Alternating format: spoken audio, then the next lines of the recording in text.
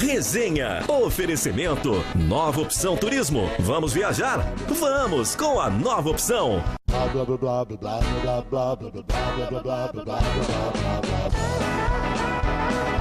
Resenha. Resenha. Resenha.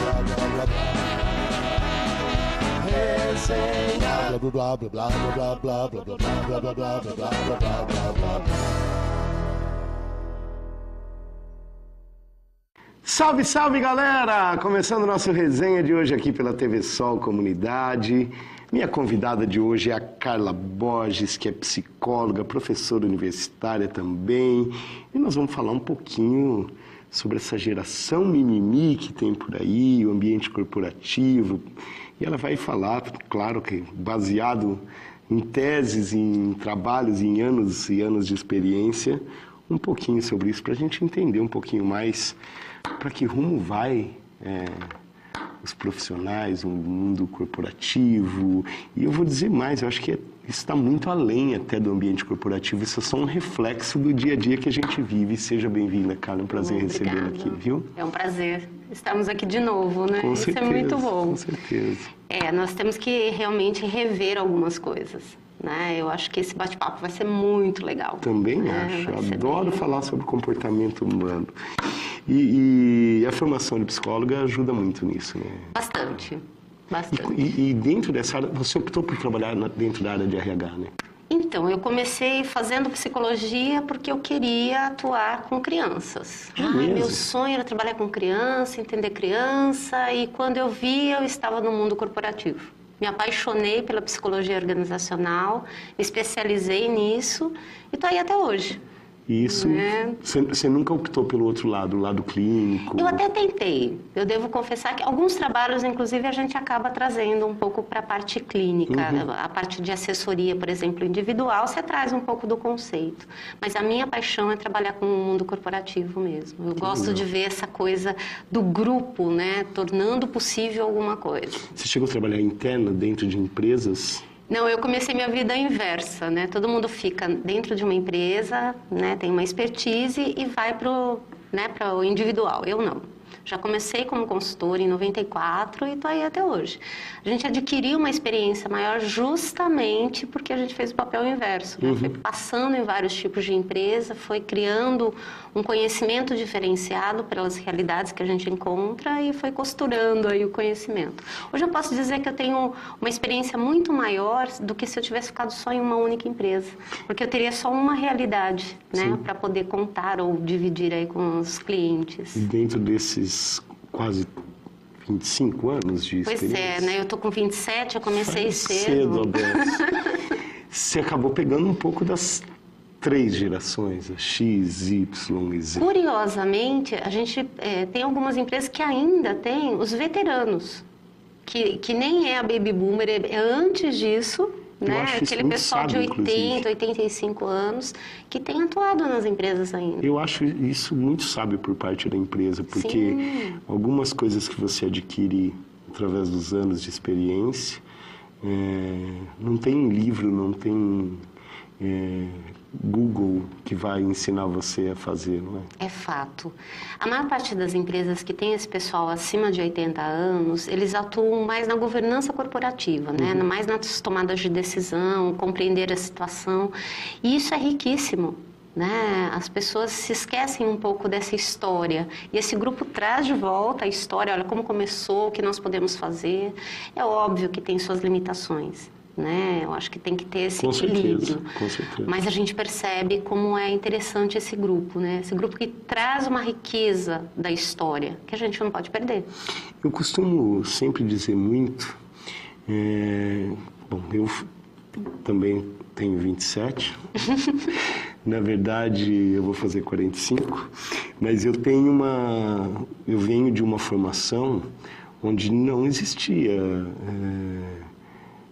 Isso, claro, na fase de amadurecimento, na fase de formação mesmo, foi muito posterior que eu fui ter contato, por exemplo, com o mundo da informática, com a tecnologia, com acesso fácil à informação. A gente ralava muito, a gente tinha que correr atrás de informação, desde Barça, a bibliotecas, aquela coisa de aproveitar o conhecimento de sala de aula, de tentar extrair Claro, cada um dentro da sua área acaba tendo suas preferências dentro de matérias e de professores e tudo mais, mas quando era um assunto que a gente gostava mais e que a gente percebia que aquilo ali ia fazer parte da vida da gente, a gente gostava de extrair o máximo possível de informação. Sim. Você acha que essa coisa da globalização e da internet, que é posterior a essa fase, prejudicou um pouco isso, essa sede de conhecimento, essa fome de buscar informação?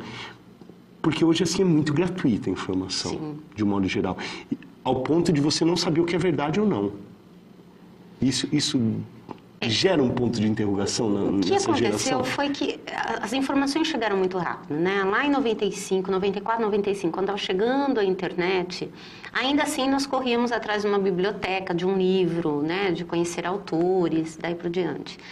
A partir daí, a informação começou a chegar mais rápido. Acho que de 2000 para frente, assim. Sim, mas ela começou a chegar distorcida, porque era um único ponto de vista, né? Não havia uma pesquisa. Então, alguém dizia, olha, isso daqui é uma verdade. Daí as pessoas começaram a comprar isso.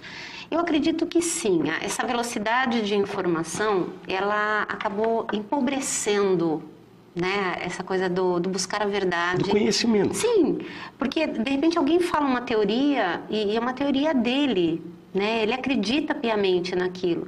E as outras pessoas compram a ideia. Ah, então, fulano disse, então deve ser uma verdade. Né? A gente vê isso no Facebook. Sim. Né? As pessoas discutem um tema e você olha, não há um aprofundamento daquilo. É uma discussão superficial. Então, aí eles ficam disputando para ver quem sabe falar mais coisas. E tem muita coisa fake. Sim. Por exemplo, você vê lá, eu até vi outro dia uma entrevista do Jô Soares falando que se ele tivesse falado todas aquelas frases que colocam com a fotinho dele no Facebook, que as pessoas criam. Sim. Além de criar personagens para si, elas criam para outros e colocam palavras na boca de outras pessoas. E eu acho isso até um tanto perigoso, de certa forma. Isso quase é um crime, né? Porque você começa a criar a coisa da falsidade ideológica, né? Diz que alguém disse algo. Uma coisa que tem acontecido com muita frequência e isso me assusta.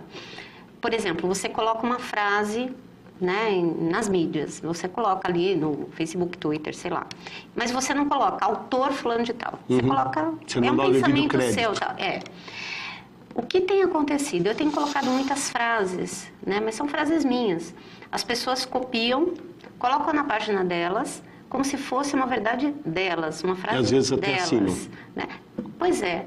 E aí você fala, peraí, né? As pessoas reclamam tanto de ética, de corrupção, e as pessoas têm a cara de pau, né, de copiar uma ideia que é sua, né, e nem te dar os créditos.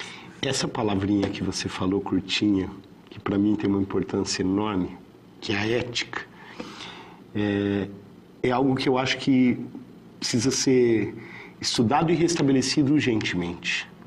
Isso passa por todos os processos, eu acho, de vivência do ser humano de um modo geral hoje. Seja dentro de casa, seja na rua, seja no trabalho, seja na mídia social, no mundo virtual e no mundo real.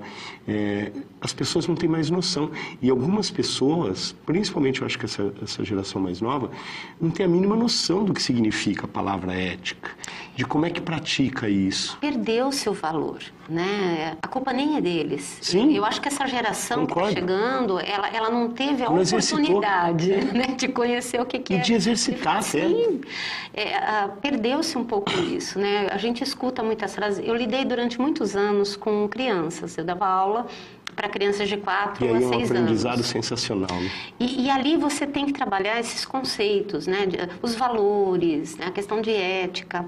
E muitas vezes você se deparava com pais que diziam, não, isso é besteira. Né? Coisas simples, por exemplo, jogar um papel no lixo. Né? Mas eu escutei uma frase de uma mãe, né? A criança jogou o papel no chão Aí ela mesmo parou, né? Foi lá buscar, ela falou, não deixa, porque senão nós garantimos o emprego Eu já do vi isso na catador de rua. lixo. Você fala, meu Deus. Eu já né? vi isso na rua, assim, acontecendo. É medonho de ver que as pessoas pensam dessa forma, assim. E aí você começa a entender porque as pessoas reclamam, aliás, falam muito e agem pouco, com referência à situação política que a gente vive no Brasil, que é uma referência disso tudo. E isso está altamente ligado com o setor empresarial também, porque a maior... os altos índices de corrupção só são praticados porque grandes empresas fazem parte. Não só as grandes, Sim, isso que é mais triste. Sim, né? concordo com ele. É que a gente fala de uma esfera maior, a gente vê os casos graves de bilhões e de trilhões, mas no dia a dia tem as pequenininhas fazendo ali em esferas menores e praticando da mesma forma. Porque parece que virou... Eu acho que tem uma coisa que era para ser uma sacada de humor e que acabou virando lei no Brasil, que é a tal da lei de Gerson. Sim. De se levar vantagem em tudo. De que ou você não precisa ser inteligente, você precisa ser esperto, você precisa ser malandro, entendeu? E isso virou uma coisa de consciente coletivo. Tornou-se uma verdade. Pois é. Né? Tornou-se uma verdade. Nós vemos isso constantemente, né? Eu sempre jogo a questão do mundo corporativo porque é onde a gente sente Claro. Os efeitos. Por exemplo, um empresário que é corrupto, ele traz esse conceito para dentro da empresa. E tem uma coisa chamada valores dentro da empresa. E tem lá um item chamado honestidade. Então ele diz para o funcionário, temos que ser honestos, mas a atitude Mas ele dele... não pratica. E aí os funcionários se veem na mesma condição, olha, se ele não faz, eu também não vou fazer. Sim. E isso vai passando, aí ele vai para casa, ele passa isso para os filhos vão para o ambiente escolar e passa isso para os colegas, e o negócio vai ampliando. Ou vão para a rede social e praticam dessa forma também. E a mudança tem que ser nossa. Né? Mas eu quero, eu vou precisar chamar um intervalo rapidinho, mas na volta eu quero ver justamente como é que você vê uma solução para essa mudança, como é que ela vai acontecer, como é que ela precisa acontecer. Você vai me falar daqui a pouquinho do teu ponto de vista isso. Galera, papo muito legal aqui com a Carla Borges, e daqui a pouquinho a gente volta com muito mais para você. Rapidinho, não sai daí, a gente já volta. Até já. Blá, blá, blá, blá, blá, blá, blá, blá, blá, blá, blá, blá, blá, blá, blá, blá, blá.